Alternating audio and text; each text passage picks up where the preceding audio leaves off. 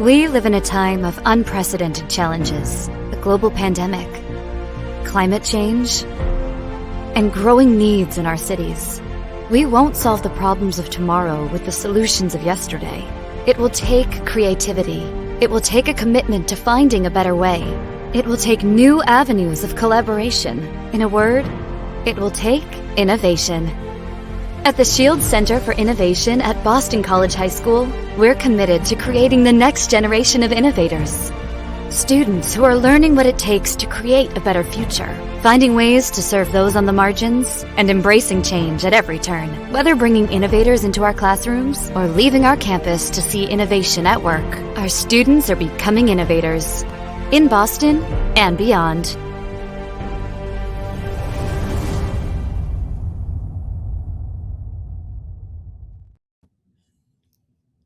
Good afternoon. My name is Grace Cotter-Regan, and I'm honored to serve as the president of Boston College High School. And on behalf of BC High, welcome to today's event. One of the many blessings of being at BC High is our location. With a beautiful view of the Boston skyline, we sit on the edge of Columbia Point, steps away from the Atlantic Ocean and the famous John F. Kennedy Library. However, less than 2 miles away from our campus is the intersection of Massachusetts Avenue and Melina Cass Boulevard. Over the past several years, this intersection of Mass and Cass has highlighted the challenge of homelessness that has confronted so many people in Boston. As a Jesuit and Catholic institution, we know that helping the homeless isn't just an aspiration, it is our moral obligation.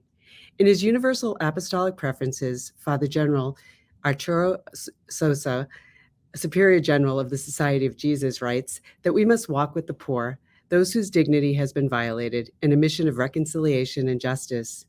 That's why you will find boys out in the community to care for the most vulnerable, or in the classroom, exploring ways to apply science lessons that propose solutions of finding warmth for the unhoused, repurposing Mylar blankets, feeder heaters, heated shoes, and other student innovations. But we know that doing so is just the beginning. Truly addressing homelessness requires more than just a willingness to help. It requires a need to innovate. We must seek new solutions. We're grateful to our students and leaders of our St. Louis project who are with us today, who walk with and accompany our companions experiencing homelessness and housing insecurity in Boston. Our speakers today are at the forefront of crafting solutions to solve the challenge of homelessness in Boston and beyond.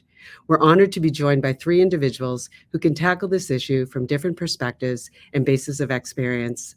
Our first panelist, Linda Downey, works on the front lines of the homelessness crisis here in Massachusetts. For more than 20 years, Linda has led the Pine Street Inn, the largest provider of permanent supportive housing for men and women moving out of homelessness in New England, with 850 units of housing and a major housing expansion underway. Few understand the scope of homelessness, the homelessness challenge in Boston better than Linda. Our next panelist, Roseanne Haggerty, serves as the president of Community Solutions, an organization founded on a very simple premise that homelessness is solvable. Roseanne is an internationally recognized leader in developing innovative strategies to end homelessness and strengthen communities. We're fortunate to have her with us today. Rounding out our panel is Mark Eichenbaum, the Special Assistant to the Mayor of Houston for Homeless Initiatives. The City of Houston's work on this issue has been extraordinary. City officials estimate that the numbers of people deemed homeless in Houston has been cut by 63% since 2011. Truly remarkable progress. And moderating our panel today is Lynn Joliker of WBUR. Lynn's coverage of this issue has kept listeners informed on the scope of the challenge confronting our communities as we seek to solve this issue in Boston and beyond. Thank you all so much for joining us today to discuss this important issue. And Lynn, I'll turn it over to you. Thank you, Grace, and thank you so much for inviting me to moderate this really important discussion. We have a lot to dive into, but since we're talking about solutions to homelessness or ending homelessness, I would love to start with what that means. Some people might think, well, gosh, that's impossible given the size and scope of the problem. There will always be some people who become unhoused for various reasons. So Roseanne, if we could start with you, what does it mean when you talk about ending homelessness? What do you mean by that? Sure. Well, thank you, Lynn, and delighted to be here. Well, all of us working in the field have the vision of getting to a place where homelessness is rare overall, brief when it occurs, and people never experience that trauma again, that they are quickly reattached to stable housing. But what we see the definition of that in operation can look like is cities getting to a place where basically it's net zero homelessness, where all of your efforts are really shaped at preventing it and quickly detecting and resolving it. Right now, most communities are in the how do we respond to homelessness once it's happened space. But in the work that we see in over 100 communities where we're assisting those kind of system change efforts, is that it's hard, but it's possible to get to a place where people, for the most part, don't experience homelessness, and that when it happens, it's regarded as abnormal, as a crisis, that it's detected quickly, and that the system is built to quickly reattach people to homes. And so that's what it looks like. Not that no one will ever become homeless again, but it becomes increasingly rare, and we're built to respond quickly and to resolve it. And frankly, think of public health conditions that we have sort of mastered as communities in a country. Like you see them as aberrant. You learn from when things go wrong, and you correct. And that's that quickly, kind of iterative system to just constantly improve your housing situation for those who are vulnerable. Thank you, Roseanne. And we're going to get into lots of different ideas when it comes to innovation. But I would like to just touch quickly on the idea of innovation when it comes to tackling homelessness. And I want to do what we like to call in radio a quick lightning round when we have a roundtable discussion. If you can each just kind of touch on kind of what comes to mind when you think of innovation when it comes to solving or ending homelessness. Lindia, would you like to start? Thanks, Len. Really nice to be here and in our hometown with the BC community. I think I would say that on the very broad picture, what's innovative is the kind of coordination work that Boston's doing some of, but Roseanne has really spearheaded across the country, that Mark's doing in Houston. So a lot of it's about really tight and good coordination. And I have to call out permanent supportive housing and Housing First as an innovation, because it's a direct line from homelessness into housing. And if we can't have that, we're not going to solve this problem. Mark? Yeah, I think Lydia said it exactly right. I mean, at the end of the day, you talk to cities all across the world, and you think coordination is common sense, but then you realize how many of them are not truly collaborating, or what they call collaboration is, one executive director going to lunch every other month with another executive director, really combining resources and combining efforts to maximize the impact. And then what the usage of innovative responses and solutions, going beyond just what are you going to do to manage it, but what are the interventions being used to solve it? And that itself, and we utilize housing, as Lydia mentioned, is innovation. And Roseanne? I will echo both and say that I think what we've learned is that the most innovative things communities can do is develop practices that harmonize all of their efforts toward a shared aim. To echo Mark, lots of great work going on and well-intentioned work that does not add up to reducing homelessness across a community. And that's about new forms of work and new forms of accountability. But in that space of really a disciplined system aimed at results, you do need a much wider array of housing options than we currently have in the country. And I think opening up space, not just like how housing is designed, but also how it's accessed, what kind of supports are attached. And there are exciting things happening. And I think part of what might be most innovative these days is like getting into the habit in every community of looking around at what's working and just quickly moving toward that and being willing to let go of what we've been doing if it's not getting us the results we want. Right. And I think another area that a lot of people think of overall when they think of innovation, especially these days, is, technology and data. And I know there are areas where data is being put to much better use than it ever was in terms of fighting homelessness. And I think we'll get into that in a little while. But Lindia, if we could talk a little bit about the situation in the area of Boston known as Mass and Cass for a couple of minutes. This is an area where there's sort of a concentration of services for people experiencing homelessness, from shelters to a healthcare program, to methadone clinics, et cetera. And so there's always been a lot of activity in that area, but there was an explosion, if you will, in unsheltered homelessness there over the last year and a half or so, or I'm sorry, or over the first year and a half of the pandemic. And the encampment, the tent encampment there really grew to the point where a few hundred people or more were living on the streets in that area, a very kind of tight, concentrated area. Can you talk about the factors that contributed to that significant increase in a fairly short period of time of people living unsheltered in that one area? Yeah. So anybody in Boston knows where Mass Cass is. It's down kind of on the corner of the South End and Lower Roxbury. It's where our opioid epidemic and mental health and homeless crisis it really has converged. We're not the only city. A lot of cities are really struggling with this. What I think is unfortunate is we had a perfect storm down there. We had COVID.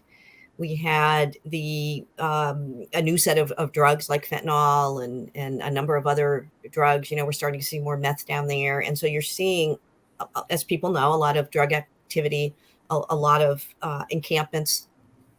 And in a market where, there's no affordable housing for anybody, never mind people who are, not going to be the top of any landlord's list. So all of these things have contributed, right? And I think to Roseanne's point, and to the data point, our team's down there about 3 days a week working directly with folks, trying to get them housed, some cases trying to get them into treatment if that's what people want. We're running a very low barrier program for people leaving Mass Cass, which has been, relatively successful. But what I would say is that the systems coordination, to Roseanne's point, it's just not tight enough. In a place where there are so many multiple things going on for people. And I think the other thing, back to the data piece, is 80% of the people that are at Mass Cass, the city has some data from last year where they looked at, who's there, how long are they there. 80% of the folks that are coming to Mass Cass are gone in less than 3 days. And we typically don't see them again. Some you do see in the shelter system later. So it's really hard to engage with people on the housing discussion and treatment discussion if that's the right avenue for people when there's a lot of coming and going. Mm-hmm. And I want to talk about Houston in a couple of minutes, but this is just to kind of give everybody the lay of the land of what's happening in both cities, and then we can kind of talk about how they compare to other places. But to sort of put things in perspective, if you could, Lindia, tell us about that this is basically a small percentage of the overall homelessness problem that exists in Boston, right? So even though it's very visible in this area, Boston actually doesn't have a high percentage of people experiencing homelessness who are unsheltered. And I should mention, I got some figures from the city. There have been 233 people permanently housed from Mass and Cass since the emergency was declared, which was October of 2021. And then another 191 people are currently in the low threshold sites that the city and providers work together and the state to set up specifically for people in that area because a public health emergency was declared in that area due to the conditions and the dangers. But put things in perspective when it comes to the overall picture of homelessness in Boston and the number of people unsheltered. So one of the things about Boston that I think is quite interesting is we're in the top 5 of the most expensive rental markets in the country, as all of us locally know. And we are also in the top 5 of cities with the lowest street count in the country. So it's a very interesting dynamic. About 3% of our overall homeless population stays outside on the street. And that's very low compared to some other cities. And it's quite low nationally. Some of the West Coast cities, Portland, San Francisco is the one I think probably has the highest. I think about 58% of folks who are homeless stay out. But in Boston, we've got a low street count, which is really good news. It should be lower than that. And we should be working hard to get it as low as possible. Are we ever going to get to 0? I don't know, but we are not far off. We have a couple of hundred people on the street on a regular basis. So these are not thousands of people, which encourages me that we actually could do something. And Mark, Houston has had some really amazing success since about 2011, if I'm correct. with an initiative launched by the city and some nonprofit providers. And according to the city, it's resulted in a 64% drop in overall homelessness since that time. Give us some of the highlights of how this has happened. Well, first, as the outsider here, I got to say, you might not realize it when you're living, working, studying, playing, and praying inside Boston, but Boston has it pretty good. Boston is on the right track, and nationally, it's perceived as being on the right track. Has a very low, relatively very low street count, and when you look at the total count, because the total count's important. New York City has a low street count, but it still has one of the highest homeless populations in the country, costing them $2 billion a year to try to keep them in motels and hotels and off the streets, but not solving it. So really looking at that overall number, and Boston, because of the issues at MassCast, has really embraced housing and has come together collaboratively. Does that mean that there's not still low-hanging fruit to be seized and improved upon? Of course. But similarly, in Houston, we had the 6th largest homeless population in the country. We were named a priority city by HUD, which is not a good designation. And the mayor at the time said something has to change. We're spending tens of millions of dollars on the issue of homelessness, but we're not moving the needle at all. And so the community came together and we said, look, we're going to use data-proven best practices, and we're going to actually start working as a collaborative system. There was no system. We had a collection of agencies all doing their own thing, their own way. And, as Roseanne mentioned, now we have a system with one common core set of goals, strategies that everybody signs on to and embraces. And the data-driven best practice, when we look at all the different possible interventions out there, we have a limited amount of funds. We are going to invest it wherever we can get the biggest bang for our buck. We are looking at the ROI. What is our rate of return for our investment? And the data out there says it's easily housing with support services, housing first model.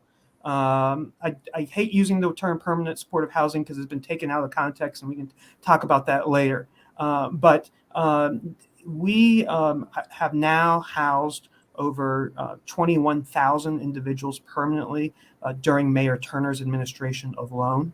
Of that, 90% of the folks are staying off the streets. And it's helped us, as you stated, reduce it by 63%. But here's one issue. When we had more than double the amount of population on our streets, we didn't have any encampments. So people sometimes look at encampments because of an increase. They think it's because of an increase in homelessness, but that's not true everywhere. In some places that might be true, but I can tell you in Houston, that's not the case. Encampments was part of an increase in visualization of homelessness in public locations, in very dense locations, nationally, like you're seeing at MassCast. But that doesn't mean necessarily that there's an increase in homelessness. And we have to look and put everything into context, the big picture, as folks like to say, throughout the entire city. Folks that are even sheltered need housing as well. We want to get them out of the shelter. People shouldn't be in shelter long term. And so we've been able to right our ship. We used to have more people on our streets than in our shelters. And now we have more people on our shelters and our streets. And we're putting more people into housing every single day and keeping them housed with wraparound support services. For us, we are not interested in managing. We're interested in solving. We used to put all our money into providing food and providing shelter and providing clothes and services to people on the streets. And then we realized, wow, we're doing all that. We're just managing the issue. We're not solving it. And that's when we made that transition as one community. So that means the ecumenical community. That means the private sector. We're a bifurcated city and county here. So the county is on board, the city's on board, and even philanthropy is on board, and our agencies. We're all rowing together in one direction so we can maximize impact. And Boston and Houston are, of course, very different cities. Houston is larger population-wise and larger space-wise, certainly. And land is traditionally, and property would be cheaper there in Houston, Texas. But I'm wondering about barriers and sort of how things have gotten tougher, or maybe easier in some ways, or tougher over the course of this initiative of more than a decade. There was a big New York Times article last year about Houston's success in this area, but quoted the former mayor saying, back then we still had slack in our housing market and reasonably priced land. The article goes on to say, a once abundant inventory of affordable housing has shrunk drastically. New construction focuses on the top of the market, as we see in Boston as well. As elsewhere, giant investment firms have been gobbling up housing stock, pricing out middle class and lower income residents. So certainly the success hasn't come easily. And what are the forces you're having to fight against the most? Yeah, we have several forces. One from internally in our system is complacency. When you are running a sprint and you're challenging all their partners with massive goals, it's hard to keep that going for 10 plus years. And so it's a marathon, but every mile is a sprint. And we need capacity within our agencies. We need new agencies to provide the housing and provide the wraparound support services and so forth. And that is always a constant challenge for us. But the biggest one was exactly what you had mentioned. I won't say it's the biggest one, it's the second biggest one, which is the housing stock. Houston did have, majority of Houstonians actually do live in rental multifamily properties. And that was not an issue before finding those units for us to house folks. It's not just about affordable units, it's accessible units. You can have all the affordable units in the world, but if they will not accept your client because of their challenging backgrounds, it's all for naught. So we are really working on trying to create those accessible units. But it was fine when we were at 90% occupancy. But once we get to 95% occupancy, now we're experiencing what the West Coast and the East Coast, like Boston, has been dealing with for years, if not decades. And so we are throwing wet spaghetti against the wall to seeing what sticks, to try to lure landlords to be partners with us. We are looking at converting facilities like I know Boston's been working on, like hotels and motels, but not using as shelter, but as permanent supportive housing. I mean, we're trying to do everything. And the big thing here is Mayor Turner is actually making call to actions. He is on the phone with landlords. We're pulling them in. We're asking them to be a partner with us. We're doing sales pitches. Our economic development office is opening up their Rolodex to get them on board. And then the biggest hurdle for us is funding. We are the only major city that puts no local general fund money into homelessness. I would not recommend that. We have had 7 federally declared disasters over the past 7 years. And we're using that disaster funds in a piecemeal fashion to keep our homeless system afloat. But we need sustainable funding to reduce homelessness does take money. And that's our challenge here. There are other places that, because of the rise in encampments, they now have all the money in the world to respond, but they don't have the collaborative system to actually put that money to good work. For us, it's the funding. Mm-hmm. Thank you, Mark. And I know Boston does have a similar program working with landlords, basically inviting landlords to come and, come into the system, offer properties to people coming out of homelessness. And there's a program where they can kind of have there's a liaison, I believe an office from the city, if I'm right, Lindia, that, connects the landlords with people in need or providers that are helping those people in need. And then if there are any kind of issues, they help mediate those issues, and work out conflicts so that another avenue, to sort of help people stay stably housed. I do want to remind the audience that you can submit questions via Slido. You can go to slido.com and put in the code #BCH_solutions. And we are starting to get some questions from the audience, which we'll get to in a little bit. But Roseanne, I wanted to ask about a program your organization, Community Solutions, runs called Built for Zero. And the goal is a functional end to homelessness, as you discussed earlier. And you explained what that means in terms of functional zero, making homelessness something that is rare and brief and then doesn't happen again, is non-recurring for someone once it does happen.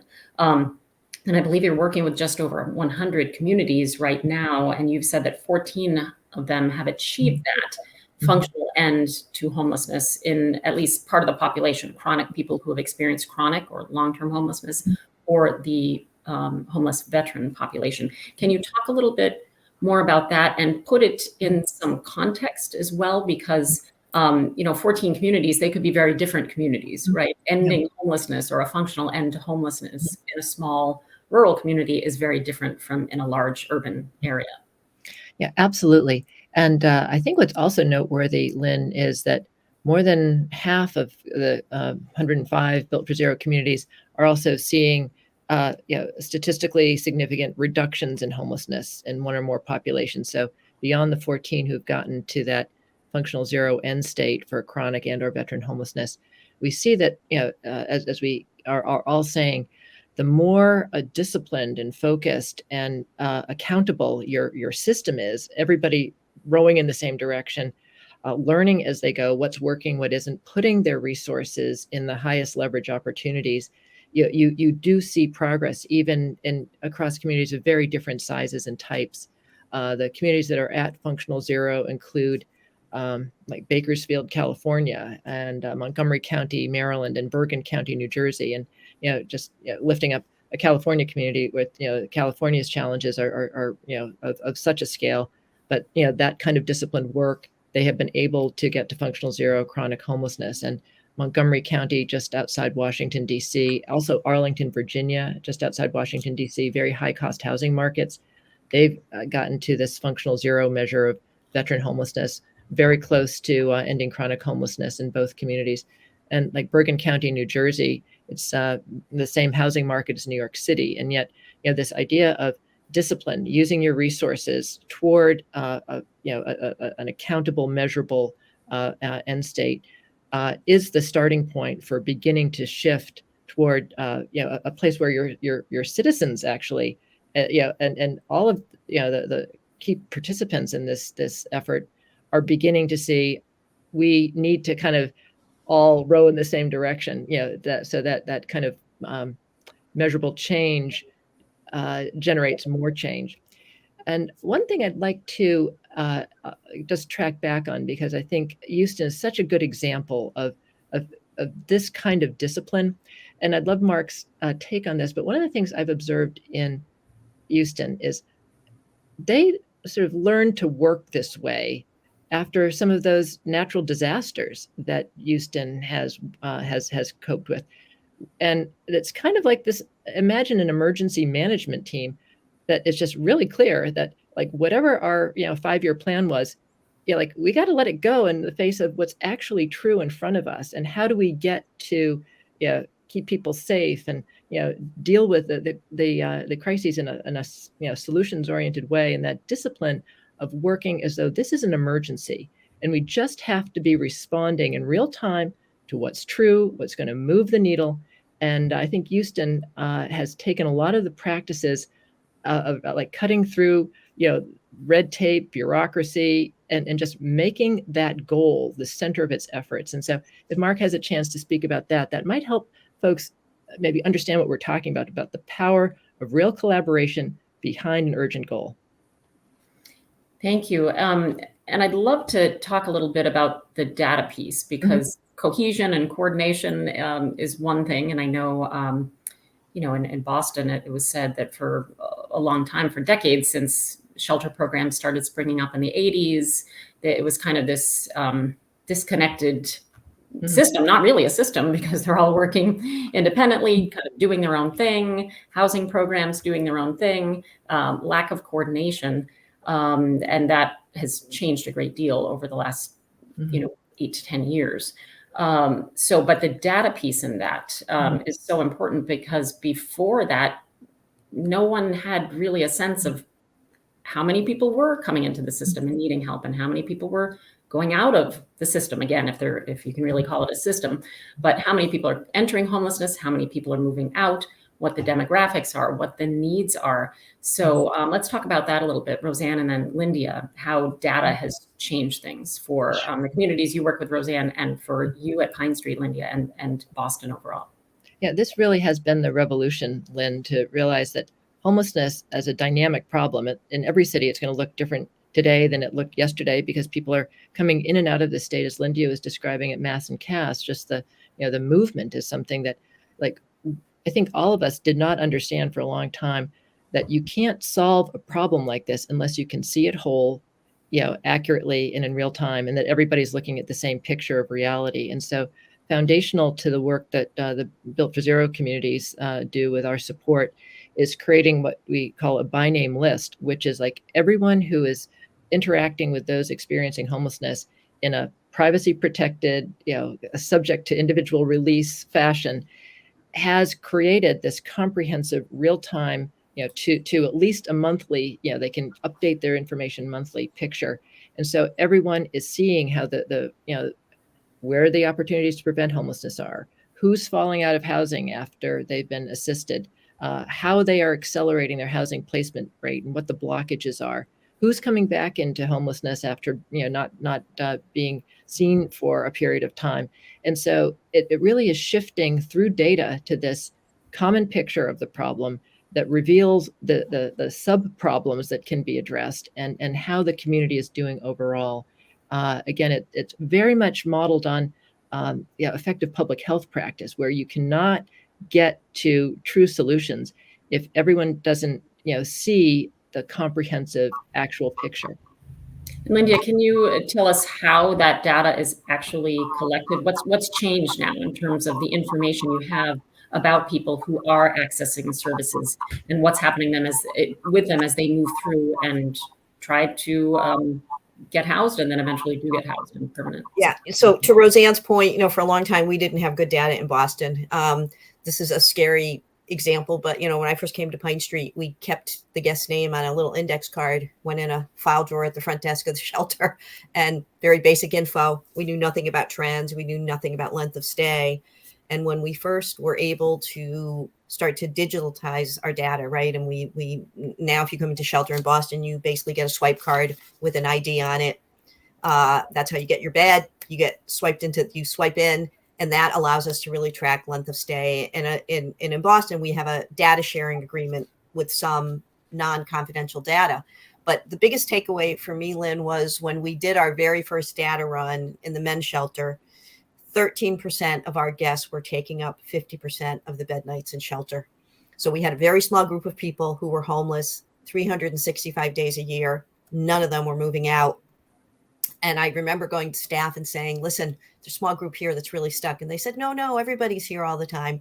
That's just not true. And if you don't have data to really target your interventions, you're really working in the dark. Conversely, about 80% of our guests are with us for less than 30 days. So they are resolving, people are really resourceful, and they're finding other, in some cases, to Roseanne's point, might be a temporary solution. We know 30% of those folks, in fact, do come back sometime within the next year. So we're now starting to have a conversation about what did happen. Did they get what they needed? Answer's no, because they're unhoused again. So data has revolutionized, I think, how we look at this problem. But without data sharing, we're going to keep reinventing the wheel, right? So we have to have a platform where we can all share a data set and we can all focus on the same set of goals. And in Boston, the place we started was really targeting that 13% that is taking up most of the bed nights in shelter. And that's really how both our permanent supportive housing strategy in the city developed, but it's also where housing first came in, because without a direct line, and I think Mark brought this up, you can there's lots of affordable housing that our guests will never be able to access from an income standpoint, from a support standpoint. So if you don't marry the data with the solution, it's not very helpful either. Mm-hmm. I would love to address a couple of the questions that have come in from the audience. First, from a BC High student, and this is something I think a lot of us think about. What are things that each of us can do as individuals to help the homeless? And for example, should we be giving money to people on the street? Mark, do you want to take that one? Oh, great. So there's a lot that we can do as a collective community. Everything from fighting against NIMBYism, not in my backyard, to allow there to be affordable housing and supportive housing to be developed. I often will talk to neighborhoods and they'll say, well, I don't want them here. I go, well, where do you want these people? I don't care, just not in my neighborhood. And I'm like, well, that's funny, because the adjacent neighborhood said the same thing. But at the end of the day, if you don't want them there, and you're going to fight any development of Class A great, amenity-rich, supportive housing, then you're tying our hands. And so being a champion for supportive housing is really key. Helping educate others of the differences of what the data shows is reality and what the best solutions are to fixing it. And then the third thing is money is important. And so here, Mayor Turner says, giving to individuals experiencing homelessness is your personal decision. However, we encourage people not to. Our outreach teams are working to try to get folks off the streets. And if somebody's needs are getting met while they're on the streets, it's very difficult for our outreach teams to work with them, build the relationships, and coax them into that temporary or into that permanent housing. But the bigger reason is that, let's say 1 million people all give $1 a year to people on the streets. And if we got half those people to divert that $1, we're now talking about some major money that could actually go to solving it.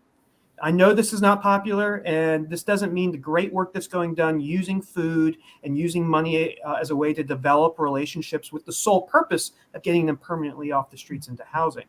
But I've never known bologna sandwiches or spare change to ever help somebody emerge off the streets. And that's what we're so focused on. So really working on, and if you're in, to the groups that do that amazing work of the water and sandwiches and all the needs, it's great. Pair up with the outreach teams and the housing navigating teams so that the generosity you're doing is not just taking care of their temporary needs. That little goodie bag, that little, sandwich is actually going to help get them off the streets and into housing.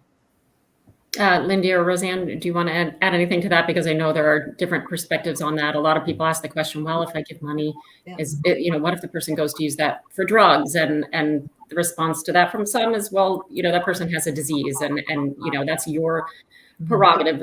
Again, your decision personally, whether you want to give them that money. They may use it for food. There are so many different things that, in that moment, if you just want to help that person, that is your decision. So there are a lot of different perspectives. Do you want to add anything? Well, I'll just say I thought Mark described the conundrum well, and it's your choice. But I want to also lift up his other point, very strongly, which is go to any zoning hearing or city council hearing in any part of our country, and if there's an affordable housing project being proposed, the only people who tend to be there are the people who are shouting it down. I think we need a movement in the country to just be honest about, if we want just, fair, equitable communities, we all have to show up at those meetings and stand up for them and those types of projects. And that is something you can do as an individual.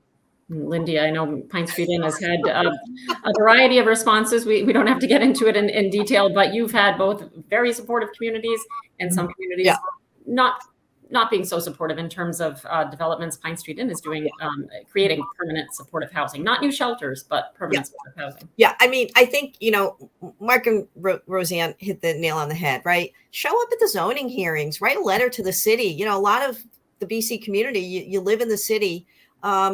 You want to help us? Send a letter of support to the BPDA about 900 Horsey Boulevard, because we're trying to get zoning relief. Every single one of those letters matter. If there's 200 letters opposed and we get 300 in favor, it changes things. It turns the tide. It sends a signal to the elected officials and to the zoning board that there's support for this. And I cannot emphasize it enough. And I can't emphasize enough that the BC community has a role to play here and a voice. Because if we never get out of this cycle, at the end of the day, we don't have enough housing supply anywhere in Houston, in the cities Roseanne's working in Boston. We've got to keep moving that forward. And we can't do that without zoning support. And there's a lot of policy stuff that needs to happen in the city as well. But it is one way where you really can have a very, very big influence. I think I'm giving people money. It is a personal choice.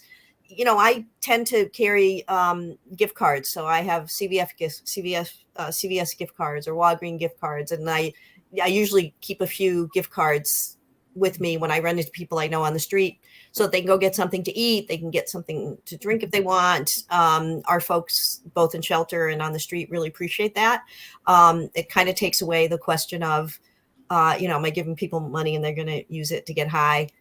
Typically a gift card, you're going to use it for something you need. So that is one thing. And we often do gift card drives, and we love them. They're an easy thing to do, $5-10 gift cards, and they're an easy way to support people and not worry about the other stuff at the same time. I'd like to go to another question from a viewer, and I want to tie it into a question I wanted to ask, just so, if there's anyone in the audience that needs a sort of fuller explanation of what permanent supportive housing is, especially for the students watching, the support part of that is so key. So if one of you can take that, kind of explain what we mean when we talk about permanent supportive housing. And then we have a question from a viewer asking the causes of homelessness vary tremendously, from evictions to opioid addiction and mental illness. How should the overall approach take this into account? So I was thinking maybe you could weave that into permanent supportive housing, but certainly address it however you would like.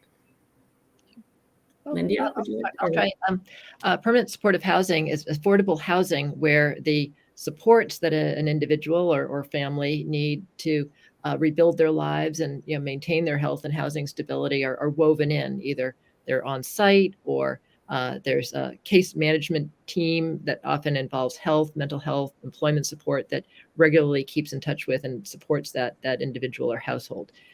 In some way, think of like assisted living, and I think that the housing environment itself is designed to help people succeed, and it acknowledges the kinds of challenges that individuals and households have had. So much more cost effective than having those resources, unconnected. And one could easily think, like, we're all going to need supportive housing at some point. At various points in our lives with health and other difficulties. Connecting the dots between where you live and the kind of support you need to live healthily and with stability. That's what we are talking about. Most cities have some permanent supportive housing, not all purpose built. Some, renting privately owned apartments and attaching case management support that visits people in their homes. So there are a variety of ways in which it can play out, but it's that linkage that's important. Right. So the support can exist on site, or it can be case managers who are coming in to see the person on a regular basis and help them stay connected to their healthcare, mental health care, job training, budgeting, et cetera. Mark? I think a big distinction here is, people often ask, what's the difference between permanent supportive housing or permanent housing and transitional housing? And, and the reason is even transitional housing, there's usually an end date. So you're in that program for 6 months or the 18 months, the program, and then you graduate and you get your certificate and you're back on the street, typically and often still trying to find a landlord that's willing to lease a unit to you, which may have been the reason why you were homeless in the first place. So what we're doing is the clients themselves are signing leases. And so even when they're done with the program, it's still their unit. And that's a big difference between transitional housing and permanent housing. That's why they call it permanent, not because it's always forever. For some people it might be, but for most it's not. But the reason why it's called permanent is because they're not they can stay in it even when they're done with the program. But the biggest takeaway here is that as a city, we will not house anybody without support services. It would be negligent to do so. The support services is what keeps the person housed, and the housing is what makes the support services effective. Trying to provide support services to somebody on the street is like a dog chasing its tail. If the person is worried about where they're going to be staying and where they're going to be eating and if they're going to be safe or not, it's hard to get them to fully engage in those services to be effective. I had a health organization come to me and said, we got this innovative healthcare coordination program we want you to put money into. And the data is just amazing. And I looked at it and I said, data is amazing. I said, how many of these people are housed? And they said, well, all of them. I'm like, exactly. This program can't work unless they're in a safe and stable environment to begin with. And that's why we focus so much on the support services and the housing together, making that permanent support housing. Right. Lindia, maybe you can just touch on quickly the idea of housing first and how this has become the national model over the last couple of decades. And it's now actually required, right, to be sort of the way that continuums of care, which are areas that the country is broken down into for addressing homelessness, basically by the Department of Housing and Urban Development, is pretty much usually along county lines, or large cities like Boston will have their own continuum of care. But housing first has to be the policy. So just really quickly explain that. So Housing First is a policy that's now mandated, to your point, Lynn, really across the country if you get federal money from HUD.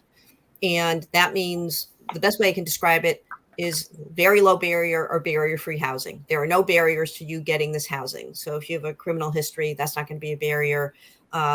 If you're suffering from substance use disorder, that's not going to be a barrier. If you are mentally ill, you're not going to be denied housing. And then to Mark and Roseanne's point, then the support services come to you in the housing, and we try and then help you stabilize, whatever that means for you. But ultimately, our goal in housing is to keep you there. It's not necessarily to make you better. It's to make sure you keep your housing, because by keeping your housing, we're going to help you get better.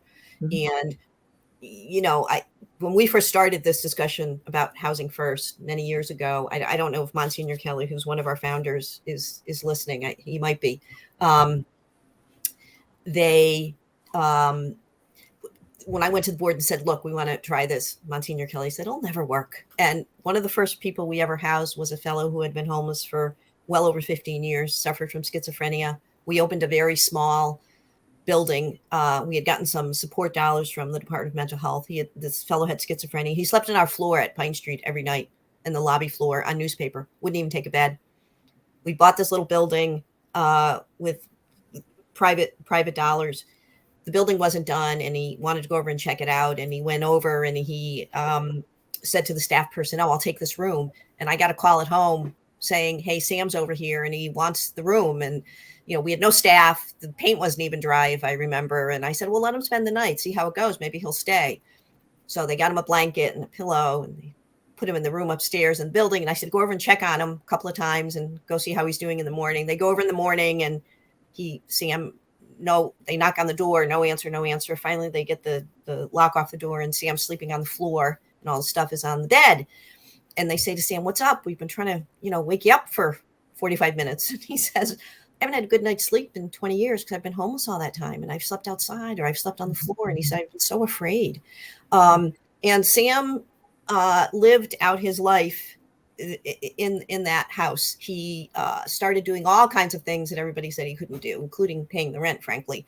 And it changed his life, and it changed us, because we finally understood what Housing First really meant. So it's hard for people to understand it if you don't see it, but when you see it, it is miraculous for some people. That's an amazing story. Thank you, Linda. And yet, there's never enough housing, right? It seems to be the endless problem of getting ahead of the tide and scaling up these programs to really be able to address the problem properly. So let's talk about innovations specifically in housing, types of housing that are being developed to try to scale up permanent supportive housing. Anyone can jump in and start. Let's kind of move this along, because I know there will probably be some more questions coming in, and we still have a lot we want to get to. But innovative approaches in housing, from tiny homes in some places, or using hotels and motels. Some of that is happening, including here in Massachusetts. Pine Street is working on a project, and one project was completed on the South Shore of a former hotel being converted during the pandemic into first shelter, being used as overflow shelter during the pandemic, but then converting it as they went to permanent supportive housing units. So talk about some of the innovation that's happening around the country or in your communities in terms of actual types of permanent supportive housing. Mark? Yeah, I think you hit the nail on the head. I think sometimes communities can get paralyzed in planning. Planning is very important here in Houston, but we understand action is even more important. And part of that action is scalability. And so tiny homes, I can't tell you the number of communities where they're at, which is, and they're housing. So we're supportive of it, and we would fund it if the right project, but it would have to have air conditioning and heat, and have to have running water. And what we do is we take tiny homes and we stack them on top of each other to bring them to scale. and we call them apartments. And so we're focused. We're looking at purchasing apartments, but sometimes in this market, it can be difficult to compete with the private sector. So then we're converting exactly what you said, motels and hotels. You can look at doing. Some places are looking at commercial buildings or office buildings or warehouses, and it just sometimes it sounds like a great idea, but when you look at the cost, you see actually it's even more expensive to do that than just build from the ground up in some locations. I think one of the big things is prefabricated. Prefabricated. Maybe the same cost, but it cuts down the time dramatically. It can be stacked with an exoskeleton put around it, where nobody would even know that it was a prefab, project to begin with. And then it's going what we call scattered sites. It's going to the open market. And what can we do to loosen the spigot to get more landlords to provide units to our clients through our housing system? Because that's going to be the quickest way to get units in. But at the same time, you got to think longer term. And conversion is medium term, and then building from the ground up is going to be longer term. Right, and I want to add in a question that is related to this from a BC High student.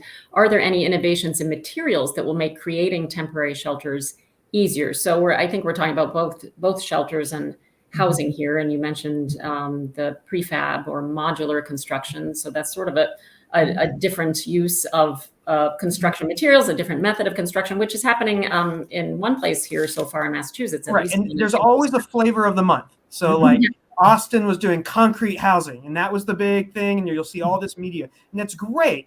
But still, technology is not there yet to actually bring it to scale at a quick enough rate to satisfy the public and satisfy our own goals as a housing system. But I'll tell you what we don't like to do is we don't like to put people in tough sheds. That's meant for your lawnmower. That's not meant for a person to live on. We don't want to put temporary facilities on our sidewalks or streets because that costs money. And then it costs money to get them out of that into something longer term. What if we just took all the money and we put it in that long-term solution? Lydia, can you touch on this as well? Both conversion of buildings that have been used for other purposes, such as a motel or a YWCA that you're using in Boston, and also the mini cottages that have been used in Boston to help people who were living in the Mass and Cass area. So, I'm loving a lot of what Mark is saying, frankly, around let's put the money in the solution and let's scale it up. A lot of the prefab and some of the new technology like 3D printing, you can only stack those things so high, and then you need steel. Once you need steel, the price goes up significantly, and you're back to why don't we just buy a hotel, or why don't we convert a nursing home or a rest home? So I think we've got huge opportunities in Massachusetts, still some hotel opportunity.